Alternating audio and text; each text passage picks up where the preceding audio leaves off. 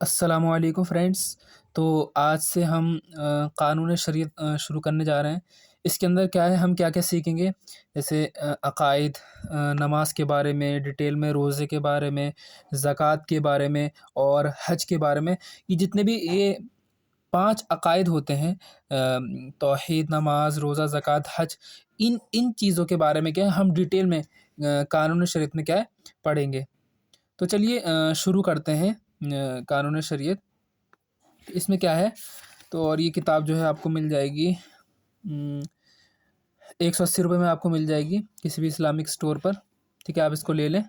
اس کے اندر بہت اچھی اچھی چیزیں ہیں، زکوٰۃ کے بارے میں ہے، نماز کے بارے میں ہے، روزے کے بارے میں ہے، ڈیٹیل میں ہم اس میں آپ کو بتائیں گے، ٹھیک ہے، نکاح کے بارے میں، مہر کے بارے میں، وہ ساری چیزیں اس میں دے رکھی ہیں۔ اور اس کے جو تصنیف کی کس نے کی ہے، حضرت مولانا قاضی شمس الدین احمد جعفر کیا ہے رضوی جون پوری، یہ کتاب لے آئیے گا، ٹھیک ہے، یہ دیکھ لیجیے گا ان کا نام۔ اور یہ تو اس پہ آپ کانٹیکٹ بھی کر سکتے ہیں۔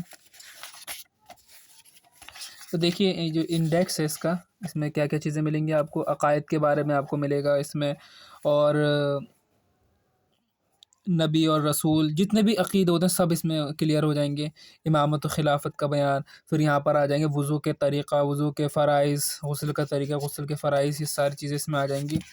اور اس میں معذور کا بیان، اور اس میں دیکھتے رہیے آپ اقامت کا بیان، نماز کے بارے میں، قضا کے بارے میں۔ تو اس میں ہم کیا ہے اس کو شروع کریں گے، ٹھیک ہے، اس میں ہم ساری چیزیں آپ کو بتاتے چلیں گے۔ تو چلیے آج کا جو چیپٹر ہے پہلا کہ عقائد کا بیان، ٹھیک ہے، عقائد کا بیان، خدا تعالیٰ کے توحید و کمالات، جس میں کیا اللہ تعالیٰ کی ذات و صفات کے عقیدے، مطلب کیا کیا عقیدے ہمیں رکھنے چاہیے، ہے نا، ہم پہلے یہی کام ہونا چاہیے، کیا کیا عقیدے ہونے چاہیے۔ عقیدہ اللہ ایک ہے، پاک ہے، بے مثل ہے، مطلب اس کی طرح کوئی بھی نہیں ہے، بے عیب ہے، کوئی عیب نہیں ہے، ہر کمال و خوبی کا جامع ہے، اس میں کیا ہے ہر خوبی ہے، ٹھیک ہے، جو انسانوں میں ہوتی ہے وہ سارے خوبی کا جامع ہے، ٹھیک ہے، ساری خوبیاں، ایسی کوئی بھی خوبی نہیں ہے جو اللہ میں نہیں ہے، کوئی کسی بات میں نہ اس کا شریک، نہ برابر، نہ اس سے بڑھ کر، کوئی اس کا شریک نہیں ہے، نہ اس کے برابر ہے، نہ اس سے بڑھ کر ہے، وہ مع اپنی صفات کاملیہ کے ہمیشہ سے اور ہمیشہ رہے گا، ہمیشگی صرف اسی کی ذات و صفات کے لیے ہے، اس کے سوا جو کچھ ہے پہلے نہ تھا۔ اللہ تعالیٰ کیا ہمیشہ سے ہے، پہلے تھا، ہے، رہے گا، ٹھیک ہے، ہمیشہ سے ہے، ہمیشہ رہے گا، یہ عقیدہ ہونا چاہیے۔ جب اس نے پیدا کیا تو ہوا، جب اللہ تعالیٰ نے پیدا کیا تو ساری چیز آ گئی، ٹھیک ہے، اس سے پہلے نہ تھی، وہ اپنے آپ ہے، اس کو کسی نے پیدا نہیں کیا، نہ وہ کسی کا باپ، نہ کسی کا بیٹا، نہ اس کی کوئی بیوی، نہ رشتہ دار، سب سے بے نیاز ہے۔ اس کے بارے میں آپ قرآن پاک میں آپ پڑھ سکتے ہیں، سورہ اخلاص میں، قل هو اللہ احد اللہ الصمد لم یلد ولم یولد ولم یکن له کفوا احد، اس کے معنی میں یہ ہے، اس کی ترجمہ جا کے آپ پڑھ سکتے ہیں۔ اور روزی دینا، مارنا، جلانا، ہے نا، مار کر جلانا یعنی زندہ کرنا اسی کے اختیار میں ہے، وہ سب کا مالک، جو چاہے کرے، اس کے حکم میں کوئی دم نہیں مار سکتا، بے اس کے چاہے ذرہ نہیں ہل سکتا، جب تک اللہ تعالیٰ نہیں چاہے گا جب تک کوئی بھی چیز نہیں ہو سکتی۔ لیکن جو انسان ہے اس کو اختیار کیا ہے، یہ نہیں کہ مطلب یہ کام اللہ نے کرا دیا ہے، یہ وہ کام اللہ نے کرا دیا، انسان کو اختیار ہوتا ہے، ٹھیک ہے، پورا قابو ہوتا ہے، وہ سب کا مالک، جو چاہے کرے، اس کے حکم میں کوئی دم نہیں مار سکتا، بے اس کے چاہے ذرہ نہیں ہل سکتا، وہ ہر کیا ہے کھلی چھپی ہونی انہونی کو جانتا ہے، کوئی چیز اس کے علم سے باہر نہیں۔ تو جو بھی چیز سامنے ہے یا کھلی ہوئی ہیں، چھپی ہوئی ہیں، وہ سب کو جانتا ہے، کیا ہونے والا ہے، کیا نہیں ہونے والا، وہ سب جانتا ہے، اس کے علم سے کوئی چیز باہر نہیں۔ اور نبی کو بھی کیا ہے، کس نے دیا علم؟ اللہ تعالیٰ نے، ہر چیز کا علم۔ دنیا جہاں سارے عالم کی ہر چیز اسی کی پیدا کی ہوئی ہے، سب اس کے بندے ہیں، وہ اپنے بندوں پر ماں باپ سے زیادہ مہربان، رحم کرنے والا، گناہ بخشنے والا، توبہ قبول فرمانے والا ہے، اس کی پکڑ نہایت سخت، جس سے بے اس کے چھڑائے کوئی چھڑا نہیں سکتا، عزت و ذلت اسی کے اختیار میں ہے، جسے چاہے عزت دے، جسے چاہے ذلیل کرے، مال و دولت اسی کے قبضے میں ہے، جسے چاہے امیر کرے، جسے چاہے فقیر کرے۔ یہ تو آپ کو سمجھ میں آ گیا میں نے کیا بتایا اس میں۔ تو عزت و ذلت، و تعز من تشاء و تذل من تشاء، تو عزت و ذلت کس کے قبضے میں ہے؟ اللہ تعالیٰ کے قبضے میں۔ اب ہدایت و گمراہی کس کی طرف سے اس کا عقیدہ ہونا چاہیے، کس کی طرف سے ہوتی ہے؟ ہدایت و گمراہی اسی کی طرف سے ہے جسے چاہے ایمان نصیب ہو، جسے چاہے کفر مبتلا ہو۔ تو ہدایت و گمراہی کس کی طرف سے ہوتی ہے؟ اللہ تبارک و تعالیٰ کی طرف سے، جسے چاہے ایمان دے دے گا، جسے چاہے کفر میں مبتلا کر دے گا۔ وہ جو کرتا ہے حکمت ہے، ٹھیک ہے، انصاف ہے، مسلمان کو جنت عطا فرمائے گا۔ حکمت مطلب بہتری ہے، ٹھیک ہے، اس میں حکمت اسی کہتے ہیں۔ کافروں پر دوزخ میں عذاب کرے گا، اس کا ہر کام حکمت ہے، بندہ کی سمجھ میں آئے یا نہ آئے، اس کی نعمتیں، اس کے احسان بے انتہا ہے، وہی اس لائق ہے کہ اس کی عبادت کی جائے، اس کے سوا کیا ہے، دوسرا کوئی عبادت کے لائق نہیں، ٹھیک ہے، یہ چیز سمجھ میں آ گیا۔ اچھا، خدا تعالیٰ کی تنزیہ مطلب اللہ تعالیٰ جسم و جسمانیت سے پاک ہے، یعنی نہ وہ جسم ہے نہ اس میں وہ باتیں پائی جاتی ہیں جو جسم سے تعلق رکھتی ہیں، بلکہ یہ اس کے حق میں محال ہے جو کبھی کسی طرح ہو نہ سکے۔ تو خدا تعالیٰ کی تنزیہ مطلب یہ ہے کہ خدا تعالیٰ کیا ہے، جسم و جسمانیت سے پاک ہے۔ اگر کوئی انسان کہتا ہے کہ اللہ تعالیٰ کا ہاتھ، تو ہاتھ وہ نہیں ہے، ٹھیک ہے، ہاتھ سے مراد کچھ اور ہے، ٹھیک ہے، جیسے انسانوں میں ہوتا ہے ہاتھ، چہرہ، ٹھیک ہے، زبان۔ تو اس طریقے سے اگر ہم جوڑنا کیا ہے، منع ہے، ٹھیک ہے، لہذا وہ زمان و مکان، اللہ تعالیٰ کا زمان و مکان، طرف و جہت ہے نا، سم سے بھی پاک ہیں، شکل و صورت سے، وزن سے، مقدار سے زیادہ کم، یہ نقصان سے کیا ہے، پیشی و کمی، بیشی و کمی ہے نا، زیادہ نقصان اس طریقے سے ہو گیا، کیا ہے، حلول سما جانا و اتحاد، دو چیزوں کا مل کر ایک جگہ ہونا، اتحاد کہتے ہیں ایک جگہ مل کر ہونا، توالد و تناسل، حرکت و انتقال، تغیر و تبدل وغیرہ جملہ اوصاف و احوال جسم سے مزہ و بری ہے، ٹھیک ہے، جتنی بھی چیزیں میں نے آپ کو بتائی، زیادہ نقصان، سما جانا، اتحاد، مل کے رہنا، ان سب چیزوں سے اللہ تبارک و تعالیٰ کیا ہے، پاک ہے۔ اور قرآن حدیث میں جو بعض ایسے الفاظ آئے ہیں، مثلا ید، وجہ، رجل، بحق وغیرہ، جن کا ظاہر جسمیت پر دلالت کرتا ہے، ان کے ظاہری مان لینا گمراہ بد مذہبی ہے۔ تو ان کا جو معنی ہے، ٹھیک ہے، ظاہری مطلب تو جسمیت پر دلالت کرتا، دلیل دیتا ہے، لیکن ان کا ظاہری معنی لینا کیا، گمراہی و بد مذہبی، ان کا ظاہری معنی لینا۔ اس قسم کے الفاظ میں تعویل کی جاتی ہے کیونکہ ان کا ظاہر مراد نہیں کہ اس کے حق میں محال ہے، اس میں تعویل کی جاتی ہے، اور ان کا ظاہری جو مطلب ہے وہ اللہ تبارک و تعالیٰ کے حق میں کیا محال ہے۔ مثلا ید کی تعویل قدرت سے، تو جیسے ید ہے اس کی تعویل کس سے ہوتی ہے، قدرت سے۔ وجہ کی ذات سے، استوا کی غلبہ توجہ سے کی جاتی ہے، لیکن بہتر و اسلم یہ ہے کہ بلا ضرورت تعویل بھی نہ، ان کی تعویل ڈیٹیل بھی نہ کی جائے، بلکہ حق ہونے کا یقین رکھیں اور مراد کو اللہ کے سپرد کر کے وہی جانے اپنی مراد۔ ہمارا تو اللہ رسول کے قول پر ایمان ہے، استوا حق ہے، ید حق ہے، اور اس کا استوا مخلوق کا استوا نہیں، اس کا ید مخلوق کا ید نہیں، اس کا کلام دیکھنا سننا مخلوق کا سا نہیں۔ عقیدہ کیا ہے ہمارا، اللہ تعالیٰ کی ذات و صفات، نہ مخلوق نہ مقتور، ٹھیک ہے، نہ مخلوق کسی ہے نہ مقتور۔ اب اس میں کیا چیزیں حادث ہیں اور کیا قدیم، یعنی قدیم جو ذات و صفات الہی کے علاوہ جتنی چیزیں ہیں سب حادث ہیں، یعنی پہلے نہیں تھیں اب ہے، نہیں رہیں گی، یعنی پہلے نہ تھیں پھر موجود ہیں۔ صفات الہیہ کو مخلوق کہنا یا حادث بتانا گمراہ بددینی ہے۔ تو صفات الہیہ ہے اللہ تعالیٰ کی صفات، اس کو مخلوق کہنا یا حادث بتانا، یہ سب گمراہ بددینی ہے۔ حادث کا مطلب یہ ہوگا پہلے نہیں تھی اب ہے۔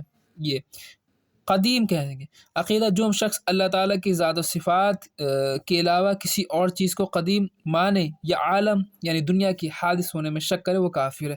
یعنی اللہ تعالیٰ کی ذات و صفات کے علاوہ کوئی انسان، کوئی شخص کسی چیز کو قدیم مانے کہ وہ پہلے بھی تھی اب بھی ہے، تو وہ کیا ہے، کافر ہے نا۔ عالم کی کسی چیز کو حادث ہونے میں شک کرے کہ جس دنیا کیا ہے پہلے بھی تھی، سمجھے کہ پہلے کیا ہے، پہلے نہیں تھی، ٹھیک ہے، کوئی چیز سمجھے دنیا کیا ہے پہلے نہیں تھی، اور کوئی کہے کہ پہلے تھی، تو اس میں شک ہو گیا، تو وہ کیا ہے، کافر ہے۔ اب اس میں کیا ہے، اللہ تعالیٰ کی خالقیت و جو وجود کے معنی، یعنی جس طرح اللہ تعالیٰ عالم اور عالم کی ہر چیز کا خالق ہے، اسی طرح ہمارے اعمال و افعال کا بھی وہی خالق ہے۔ اللہ تعالیٰ واجب الوجود ہے، یعنی اس کا وجود کیا ہے؟ ضروری ہے، اور عدم کیا ہے؟ محال ہے۔ عدم کیا ہے؟ محال ہے۔ تو کیا مطلب ہوا اس کا؟ جس طریقے سے اللہ تعالیٰ ہر چیز کا خالق و مالک ہے، اس طریقے سے ہمارے اعمال کا بھی خالق ہے، اور اس کا وجود کیا ہے؟ ضروری ہے۔ ٹھیک ہے، یہ چیز سمجھ میں آئی آپ کے؟ اس کے بعد اللہ تعالیٰ کا علم و ارادہ کیا ہے؟ کوئی چیز اللہ تعالیٰ کے علم سے باہر نہیں، موجود ہو یا معدوم، یعنی سامنے ہو یا سامنے نہ ہو، ممکن ہو یا محال، یعنی آسان ہو یا مشکل، یا کلی ہو یا جزئی۔ کلی مطلب جو کلی ہوتی ہے، اور جزئی جو کھل جاتی ہے۔ سب کو ازل میں جانتا ہے، یعنی سب کو پہلے سے جانتا ہے، اور اب جانتا ہے، اور ابد تک جانتا رہے گا، یعنی بعد میں بھی جانتا رہے گا۔ چیزیں بدلتی ہیں لیکن اس کا علم نہیں بدلتا۔ دلوں کے کیا ہے؟ خطروں اور وسوسوں کی اس کو خبر ہے، یہ دلوں میں کیا کیا ہے، کیا کیا وسوسے ہیں، سب اس کو پتہ ہے۔ اس کے علم کی کوئی انتہا نہیں۔ عقیدہ کیا ہے؟ اب عقیدہ سنیں، اللہ تعالیٰ کی مشیت و ارادہ، جو ارادہ کے بغیر کچھ نہیں ہو سکتا، مگر اچھے پر خوش ہوتا ہے اور برے پر ناراض۔ تو جو اچھے کام کرتا ہے اس پہ خوش ہوگا، اور جو برے کام کرے گا اس پہ ناراض ہوگا۔ اب خدا تعالیٰ قدرت کیا ہے؟ اللہ تعالیٰ ہر ممکن پر قادر ہے۔ ٹھیک ہے، کوئی ممکن اس کی قدرت سے باہر نہیں، جو بھی چیزیں ہیں اس کی قدرت میں ہیں، اس کی قدرت سے باہر نہیں ہے، اور محال تحت قدرت نہیں۔ ٹھیک، تو اس میں دیکھیے، محال پر قدرت ماننا، الوحیت کا انکار کرنا۔ ٹھیک ہے، اب خیر و شر، کفر و ایمان، طاعت و عصیان اللہ ہی کی تقدیر و تخلیق سے ہے۔ تو جتنی بھی چیزیں خیر و شر، کفر و ایمان، کسی کفر میں مبتلا ہے، کوئی ایمان میں مبتلا ہے، تو وہ سب کس سے؟ اللہ تعالیٰ کی تقدیر و تخلیق سے ہیں، مطلب پیدا کرنے سے ہی ہے۔ عقیدہ کیا ہے؟ حقیقتاً روزی پہنچانے والا وہی ہے، فرشتے وغیرہ وسیلہ اور واسطہ ہے۔ فرشتے کیا ہے؟ روزی کون پہنچانے والا؟ اللہ تبارک و تعالیٰ، اور فرشتے وغیرہ یہ سب کے وسیلہ ہے، یہ پہنچانے کا ذریعہ ہے، روزی وغیرہ۔ اب کیا ہے؟ اللہ تعالیٰ پر کچھ واجب نہیں۔ ٹھیک ہے، اللہ تعالیٰ پر کیا ہے؟ اب اس میں کیا؟ اللہ تعالیٰ پر کچھ واجب نہیں، اللہ تعالیٰ کی ذمہ کچھ واجب نہیں، نہ ثواب دینا، نہ عذاب کرنا، نہ وہ کام کرنا جو بندہ کے حق میں مفید ہو، اس لیے کہ وہ مالک علی الاطلاق ہے، جو چاہے کرے، جو چاہے حکم دے، ثواب دے تو فضل ہے، عذاب کرے تو عدل یعنی انصاف ہے۔ ہاں، اس کی یہ مہربانی کی وہی حکم دیتا ہے کہ جو بندہ کر سکے۔ اللہ تعالیٰ جو حکم دیتا ہے وہ کیا حکم دیتا ہے؟ وہی حکم دیتا ہے جو بندہ کر سکے۔ اس کے بعد ضرور مسلمان کو اپنے فضل سے جنت دے گا، اور کافروں کو اپنے عدل سے یعنی انصاف سے جہنم میں ڈالے گا، اس لیے کہ اس نے وعدہ فرما لیا ہے کہ کفر کے سوا جس گناہ کو چاہے گا معاف کر دے گا۔ کفر کے علاوہ انکار کرنا اللہ تبارک و تعالیٰ اور فرشتوں وغیرہ کو، اس کو کہ کفر، اس کے علاوہ جتنے بھی گناہ ہوں گے چھوٹے بڑے سب کو معاف کر دے گا، اور اس کے وعدے وعید جو ہے بدلتے نہیں، اس لیے عذاب و ثواب ضرور ہوگا۔ جو اللہ تعالیٰ نے وعدہ کیا وہ ضرور ہوگا۔ اب خدا تعالیٰ کی استغنا، یعنی اللہ تعالیٰ عالم سے بے پرواہ ہے، اس کو کوئی نفع نقصان نہیں پہنچتا، نہ کوئی پہنچا سکتا۔ وہ جو کچھ کرتا ہے اس میں اس کا اپنا کوئی فائدہ یا غرض نہیں۔ دنیا کو پیدا کرنے میں نہ کوئی اس کا فائدہ، اور نہ پیدا کرنے میں کوئی نقصان۔ تو جو دنیا اللہ تعالیٰ کا خدا تعالیٰ کا استغنا مطلب یہ ہوا کہ اللہ تعالیٰ کوئی پرواہ، مطلب اللہ تعالیٰ کو عالم سے کوئی پرواہ نہیں ہے، نہ اس کو کوئی فائدہ پہنچتا ہے، نہ اس سے نقصان پہنچتا ہے۔ دنیا پیدا کرنے میں جو ہے اللہ تعالیٰ کو نہ کوئی فائدہ ہے، ٹھیک ہے، اور نہ پیدا کرنے میں کوئی نقصان ہے۔ تو اب دنیا کیوں پیدا کی؟ اللہ تعالیٰ کو اپنا فضل اور عدل دکھانے کے لیے۔ اب اللہ تعالیٰ نے عالم کو کیوں پیدا کیا، دنیا کو کیوں بنایا، یہ بھی سوال ہو سکتا ہے۔ تو اپنا فضل و عدل، قدرت و کمال ظاہر کرنے کے لیے اللہ تعالیٰ نے کیا مخلوق کو پیدا کیا۔ اب عقیدہ کیا ہونا چاہیے ہمارا؟ اللہ تعالیٰ کے ہر کام میں بہت حکمتیں ہیں، بہت سمجھ ہیں۔ ہم دیکھیں تو ہمارے سمجھ میں آئے یا نہ آئے، یہ اس کی حکمت ہے کہ دنیا میں ایک چیز کو دوسری چیز کا سبب ٹھہرایا، ایک چیز کو دوسری چیز کا کیا وجہ ٹھہرایا۔ مطلب آگ کو گرمی پہنچانے کا سبب، یعنی آگ سے کیا ہوتا ہے؟ گرمی پہنچتی ہے۔ پانی کو سردی پہنچانے کا سبب بنایا، آنکھ کو دیکھنے کے لیے، کان کو سننے کے لیے۔ اگر وہ چاہے تو آگ، سردی، پانی، گرمی دے، اور آنکھ سے کیا ہے؟ آنکھ سننے اور کان دیکھیں۔ اگر اللہ چاہے تو یہ ہو سکتا ہے، لیکن اس نے کیا کیا؟ آگ کو گرمی کا سبب بنایا اور پانی کو سردی کا، کان کو سننے کا، آنکھ کو دیکھنے کا۔ یہ کیا ہے؟ اللہ تعالیٰ نے ایک دوسرے کو کیا بنایا؟ ایک دوسرے کا سبب ٹھہرایا، ٹھیک۔ اب خدا کی ہر عیب سے پاکی، کیسے؟ عقیدہ کیا؟ خدا کے لیے ہر عیب و نقص محال ہے، جیسے جھوٹ، جہل، بھول، ظلم، بے حیائی وغیرہ تمام برائیاں خدا کے لیے محال ہیں، یعنی محال ہیں، جو ہو ہی نہیں سکتی۔ اور جو یہ مانے کہ خدا جھوٹ بول سکتا ہے لیکن بولتا نہیں، تو گویا وہ یہ مانتا ہے کہ خدا عیبی تو ہے لیکن اپنا عیب چھپائے رہتا ہے۔ پھر ایک جھوٹ ہی پر کیا ختم؟ سب برائیوں کا یہی حال ہو جائے گا کہ اس میں ہے تو لیکن کرتا نہیں، جیسے ظلم، چوری، فنا، توالد و تناسل وغیرہ، عیوب کثیر۔ عقیدہ تعالی عن ذالک علوا کبیرہ، خدا کے لیے کسی نقص و عیب کو ممکن جاننا، خدا کو عیبی ماننا، بلکہ خدا ہی کا انکار کرنا۔ اللہ تعالیٰ کے لیے اگر ایسا کسی کا عقیدہ ہے کہ ہاں خدا تعالیٰ جو ہے جھوٹ بول سکتا ہے لیکن بولتا نہیں، تو اس کا مطلب کیا ہو کہ اس نے خدا ہی کا انکار کر دیا۔ اللہ تعالیٰ ایسے گندے عقیدے سے ہر آدمی کو بچائے رکھے۔ اب تقدیر کیا ہے؟ اب تقدیر کیا ہوتی ہے؟ پہلے ہمیں یہ جاننا ضروری ہے، تقدیر ہوتی کیا ہے؟ اللہ تعالیٰ کے علم میں جو کچھ عالم میں ہونے والا تھا، دیکھیے اللہ تعالیٰ کے علم میں جو کچھ دنیا میں ہونے والا تھا اور جو کچھ بندے کرنے والے تھے، ٹھیک ہے، جو انسان کرنے والے تھے، اس کو اللہ تعالیٰ نے پہلے ہی سے جان کر لکھ لیا۔ جو ہم دنیا میں کرنے والے تھے، اللہ تعالیٰ نے کیا ہے؟ پہلے ہی سے اس کو جان کر لکھ دیا، ٹھیک ہے، لکھ دیا پہلے سے جو ہم کرنے والے تھے۔ کسی کی قسمت میں بھلائی لکھی، کسی کی قسمت میں برائی لکھی، اس لکھ دینے نے بندے کو مجبور نہیں کیا، ٹھیک ہے۔ جو اللہ تعالیٰ نے لکھ دیا وہ یہ نہیں کہ وہی کرے گا انسان، یہ مجبور نہیں کیا۔ جو اللہ تعالیٰ نے لکھ دیا وہ بندے کے مجبوراً کرنا پڑتا ہے، ایسا نہیں ہے، بلکہ بندہ جیسا کرنے والا تھا ویسے ہی اس نے لکھ دیا۔ مطلب جو ہم کرنے والے تھے اللہ تعالیٰ نے بہت پہلے ہی لکھ دیا، ایسا نہیں کہ اللہ تعالیٰ نے جو لکھا ہے وہی کر رہے ہیں ہم، کہ یہ کام کرنا، برے کام کرنا، جو ہم کرنے والے تھے اللہ تعالیٰ نے اپنے علم سے پہلے سے ہی وہ چیز لکھ دی، ٹھیک ہے، مجبور نہیں کیا ہمیں اس پر، ٹھیک۔ بلکہ یہ تو میں نے بتا دیا، اس نے لکھ دیا کسی آدمی کی قسمت میں برائی لکھی، اس کا مطلب یہ ہو کہ یہ آدمی برائی کرنے والا تھا، اگر یہ بھلائی کرنے والا ہوتا تو اس کی قسمت میں بھلائی ہی لکھتا۔ اللہ تعالیٰ کے علم نے یا اللہ تعالیٰ کے لکھ دینے نے کسی کو مجبور نہیں کیا، ٹھیک ہے، کسی کو مجبور نہیں، یہ کام کیا، یہ ہم کرنے والے تھے، اللہ تعالیٰ نے پہلے سے لکھ دیا۔ اب تقدیر کا مسئلہ میں غور و بحث منع ہے۔ تقدیر میں کیا غور و بحث منع ہے کہ یہ میری قسمت میں پہلے سے لکھا ہوا ہے، ایسے اس میں کیا منع ہے سب اس کی بحث کرنا۔ بس اتنا سمجھ لینا کہ آدمی پتھر کی طرح بالکل مجبور نہیں، ٹھیک ہے، مجبور نہیں ہے، بالکل پتھر کی طرح نہیں ہے، کسی کا ارادہ کچھ ہو ہی نہیں، ٹھیک، کسی کچھ ہو ہی نہیں، بلکہ اللہ تعالیٰ نے آدمی کو ایک طرح کا اختیار دیا۔ اختیار مطلب قابو، اگر وہ چاہے تو اچھے کام کر سکتا ہے، برے چاہے تو برے کام کر سکتا ہے، اختیار ہے، ٹھیک ہے، یہ نہیں کہ اچھے کام کرا تو کرتا رہے گا، اختیار ہے، آپ کے قابو میں ہے کہ ایک کام چاہے کرے یا نہ کرے۔ اسی اختیار کی بنا پر نیکی بدی کی نسبت کیا ہے؟ بندے کی طرف ہے۔ اپنے آپ کو بالکل مجبور یا بالکل مختار سمجھنا دنیا گمراہی ہے۔ اپنے آپ کو اگر بالکل مجبور سمجھ رہا ہے کہ ہاں یہ تو میری قسمت میں تھا، تو وہ گمراہی ہے، ٹھیک ہے، دین سے گمراہ ہے۔ اب برے کام کی نسبت کس طرح کی جائے؟ برا کام کر کے یہ نہ کہنا چاہیے کہ بے ادبی ہے، خدا نے چاہا تو ہوا، تقدیر میں تھا کیا، بلکہ حکم یہ کہ اچھے کام کو کہیں خدا کی طرف سے ہو اور برے کام کو اپنے نفس کی شرارت شامت جانے۔ اگر کوئی انسان برے کام کرتا ہے تو وہ کیا کرے؟ اپنے نفس کی شرارت سمجھے۔ اور انسان کو کیا کرنا چاہیے؟ کسی کو برے کام کر لیا تو ارے تم نے برا کام کر، بلکہ یہ کہے کہ اچھے کام کرنے کے لیے کہے۔ اب نبی اور رسول کیا ہیں؟ جس طرح اللہ تعالیٰ کے ذات و صفات کا جاننا ضروری ہے، اسی طرح یہ بھی جاننا لازم ہے کہ نبی میں کیا کیا باتیں ہونی چاہیے اور کیا کیا نہ ہونی چاہیے، تاکہ آدمی کفر سے بچا رہے۔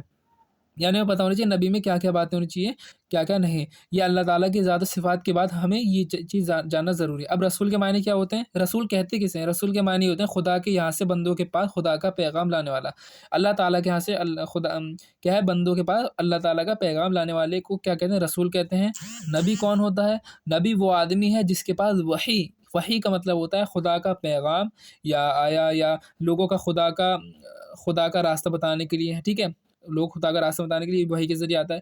چاہے یہ پیغام جو ہے نبی کے پاس کوئی فرشتہ لے کر آیا ہو یا نبی کو اللہ کی طرف سے اس کا علم ہوا ہو۔ کئی نبی اور کئی فرشتے کیا رسول ہیں، ہے نا، جیسے نبی سب مرد تھے، ٹھیک ہے، عورت نہیں تھے، نہ کوئی جن نبی ہوا نہ کوئی عورت نبی ہوئی، ٹھیک ہے۔ سب کیا مرد تھے، تاکہ اللہ کا پیغام اچھی طریقے سے سب جگہ پہنچا سکے۔ عبادت ریاضت کے ذریعے سے آدمی نبی نہیں ہوتا، محض اللہ تعالیٰ کی مہربانی سے ہوتا ہے۔ نبی ہر کوئی نہیں ہو سکتا، صرف اللہ تعالیٰ کی مہربانی سے ہی نبی ہو سکتا ہے۔ عبادت کے اس کے بعد کہ اس میں آدمی کوشش نہیں چلتی، البتہ نبی اللہ تعالیٰ اسی کو بناتا ہے جس کو اس لائق پیدا کرتا ہے، جو نبی ہونے سے پہلے ہی تمام بری باتوں سے دور ہو رہتا ہے۔ نبی ہونے سے پہلے اگر کوئی نبی ہے تو وہ نبی ہونے سے پہلے ہر طرح کی بری باتوں سے کیا ہے دور رہتا ہے، اور اچھی بات سے کیا سنور چکتا ہے۔ نبی میں کوئی ایسی بات نہیں ہوتی جس سے لوگ نفرت کرتے ہیں۔ اس میں کیا ہے، عبادت و ریاضت سے انسان نبی نہیں ہو سکتا، بلکہ کیا ہو سکتا ہے کہ ولی ہو سکتا ہے۔ ٹھیک ہے، نبی کا چال چلن شکل و صورت حسب و نسب، نبی کا چال چلن شکل و صورت حسب و نسب طور طریقہ بات چیت سب اچھے اور بے عیب ہوتے ہیں۔ نبی کی عقل کامل ہوتی ہے، یعنی مکمل ہوتی ہے انسان سے کروڑوں لاکھوں۔ نبی سب آدمیوں سے زیادہ عقل مند ہوتے ہیں۔ بڑے بڑے حکیم فلسفی کی عقل نبی کی عقل کے لاکھویں حصے تک نہیں پہنچ سکتی۔ اگر نبی کی عقل کو لاکھوں حصے کریں تو لاکھویں حصے تک بھی کوئی فلسفی حکیم کی بھی عقل نہیں پہنچ سکتی۔ جو یہ مانے کہ کوئی شخص اپنی کوشش سے نبی ہو سکتا ہے وہ کافر ہے، اور جو یہ سمجھے کہ نبی کی نبوت چھینی جا سکتی ہے وہ بھی کافر ہے۔ اگر کوئی انسان یہ سمجھے کہ نبی کوئی بھی ہو سکتا ہے تو وہ کافر ہے، ٹھیک۔ اگر کوئی یہ سمجھے کہ نبی کی جو نبوت ہے وہ چھینی جا سکتی ہے وہ بھی کافر ہے۔ اب معصوم کسے کہتے ہیں؟ معصوم نبی کو کہتے ہیں، اور فرشتے یہ دونوں معصوم ہوتے ہیں، یعنی کوئی گناہ اس سے کہ نہیں ہو سکتا۔ نبی اور فرشتے کے علاوہ کسی امام اور ولی کو معصوم ماننا گمراہ بد مذہبی۔ آج کل بچوں کو ہم معصوم کہتے ہیں، تو یہ کیا گمراہ بد مذہبی ہے۔ صرف نبی اور فرشتے معصوم ہوتے ہیں، ان کے علاوہ کوئی ولی معصوم نہیں ہو سکتا، ٹھیک ہے۔ اگرچہ امام اور بڑے بڑے ولیوں سے بھی گناہ نہیں ہوتا، لیکن کبھی کوئی گناہ ہو جائے تو شرعاً محال بھی نہیں، کوئی مشکل نہیں ہے کہ ہو سکتا ہے۔ اللہ کا پیغام پہنچانے میں نبی سے بھول چک نہیں ہو سکتی، محال ہے۔ اللہ تعالیٰ کا جو پیغام ہے نبی کے ذریعے اللہ تعالیٰ پہنچاتا ہے بندوں کے پاس، تو اس میں کوئی بھول چک نہیں ہو سکتی، محال ہے۔ اب نبی کی طرف تقیہ کی نسبت، جو یہ کہے کہ کچھ احکام تقیتاً یعنی لوگوں کے ڈر سے یا کسی اور وجہ سے نہیں پہنچایا وہ کافر ہے۔ اگر کوئی یہ مانے کہ نبی نے لوگوں کے ڈر کی وجہ سے یا کسی اور چیز کی وجہ سے اللہ کا پیغام نہیں پہنچایا تو وہ کیا کافر ہے۔ انبیاء تمام مخلوق سے افضل ہیں، یہاں تک کہ ان فرشتوں سے بھی افضل ہیں جو یہ رسول ہیں، ان سے بھی افضل ہیں۔ اب ولی کو نبی سے افضل ماننا یہ کیا ہے؟ کیا ہو ولی کتنی بڑے مرتبہ والا کسی نبی کے برابر نہیں ہو سکتا۔ جو کسی غیر نبی کسی نبی سے افضل ہوتا ہے وہ کافر ہے۔ اگر کوئی یہ کہے کہ کوئی دوسرا نبی، ٹھیک ہے، مطلب کوئی کیا ولی نبی سے افضل ہو سکتا ہے تو یہ کیا ہے؟ کفر ہے، ٹھیک۔ اگر کوئی یہ کہے کہ دوسرے نبی سے کہ یہ نبی اس نبی سے افضل ہے، ٹھیک ہے، تو وہ بھی کیا ہے؟ کفر وہ ہے۔ اس کے بعد کیا؟ نبی کی عظمت، نبی کی تعظیم فرض عین ہے، ضروری ہے، بلکہ تمام فرائض کی اصل ہے۔ کسی نبی کی ادنا توہین یا تکذیب کفر ہے۔ جھوٹ بولنا، ان کی توہین کرنا، جھٹلانا ان کی چیزوں کو، وہ بھی کفر ہے۔ سارے نبی اللہ کے نزدیک بڑی کیا ہے؟ جاہت و عزت والے ہیں۔ ان کو اللہ تعالیٰ کے نزدیک معاذ اللہ کیا ہے؟ چوہڑے چمار کی مثل کہنا کھلی گستاخی اور کفر اور کلمہ کفر ہے۔ کوئی چھوڑے چمار کہنا وہ کیا ہے؟ کھلی گستاخی ہے۔ اب نبی کی حیات کیا ہے؟ انبیاء علیہ السلام اپنی قبروں میں اسی طرح زندہ ہیں جیسے دنیا میں تھے۔ اللہ کا وعدہ پورا ہونے کے لیے ایک آن کو انہیں موت آئی ہے، پھر کیا ہے؟ زندہ ہوں گے۔ ان کی زندگی شہیدوں کی زندگی سے بہت بڑھ کر ہے۔ جو ان کی زندگی نبیوں کی، وہ کس سے بڑھ کر ہے؟ شہیدوں سے بھی بڑھ کر ہے۔ اب نبی کا علم کیا؟ اللہ تعالیٰ نے انبیاء علیہ السلام کو غیب کی باتیں بتائیں۔ کس نے بتائیں؟ غیب کی باتیں بتائیں، ٹھیک ہے۔ یہ علم کس نے دیا؟ اللہ تعالیٰ نے نبیوں کو علم دیا۔ زمین و آسمان، ہر ذرہ ہر نبی کی نظر کے سامنے ہے۔ یہ علم غیب ہے، اللہ کے دیے سے ہے، لہٰذا علم عطائی ہوا۔ اب علم غیب ہے، علم غیب اللہ کے دیے سے ہوا، یہ اللہ تعالیٰ کے دینے سے ہوا، اور اس کو ہم علم عطائی کہتے ہیں۔ اللہ تعالیٰ کا علم چونکہ کسی کا دیا ہوا نہیں ہے بلکہ خود اسے حاصل ہے، لہٰذا ذاتی ہے۔ جو اللہ تعالیٰ کا علم ہے وہ ذاتی علم ہے، اور جو نبی کا علم ہے جو اللہ تعالیٰ نے دیا اس کو کہتے ہیں علم عطائی یا غیبی علم۔ اب جب کہ اللہ تعالیٰ کے علم اور رسول کے علم کا فرق معلوم ہو گیا تو ظاہر ہو گیا کہ نبی اور رسول کے لیے خدا کا دیا ہوا علم غیب ماننا شرک نہیں بلکہ ایمان ہے، جیسے کہ آیت اور حدیث ثابت ہے۔ تو جو نبی کا علم ہے وہ کس کا دیا ہوا؟ اللہ تبارک و تعالیٰ کا، تو اسے علم غیب ماننا کا شرک نہیں ہے۔ اب کوئی امتی کیا ہے زہد و تقوی یعنی نیکی پرہیزگاری طاعت و عبادت میں نبی سے نہیں بڑھ سکتا. کوئی امتی اگر اتنی بات کریں نبی سے کبھی بھی نہیں بڑھ سکتا. ٹھیک. انبیاء سوتے جاگتے ہر وقت یاد الہی میں لگے رہتے ہیں، سوتے بھی ہیں جاگتے بھی ہیں. اب عقیدہ کیا، انبیاء کے تعداد مقرر کرنی ناجائز ہے، ان کی پوری تعداد کا صحیح علم اللہ ہی کو ہے. تو نبی کی تعداد مقرر کرنا کہ ہاں نبی اتنے تھے، لیکن نبی کتنے، ہم کتنے کہتے ہیں 1,24,000 کم و بیش، 2,24,000 کم و بیش، کم و بیش کہتے ہیں، ایگزیکٹ ہمیں نہیں پتہ. اس کا علم اللہ اور اس کے رسول کو ہے. تو اس ویڈیو میں اتنا ہی. اس میں ہم نے عقائد کے بارے میں بتایا، ڈیٹیل میں بتایا. اگر یہ ویڈیو اچھی لگی ہے تو اسے لائک کریں، شیئر کریں اپنے فرینڈس میں. اب اگلی ویڈیو میں ہم انبیاء کے رتبے کے بارے میں پڑھیں گے اور معجزے کے بارے میں پڑھیں گے. تو اگر ہمارے چینل پہ نہیں ہے تو آپ اسے لائک کریں، شیئر کریں اپنے فرینڈس میں. السلام علیکم.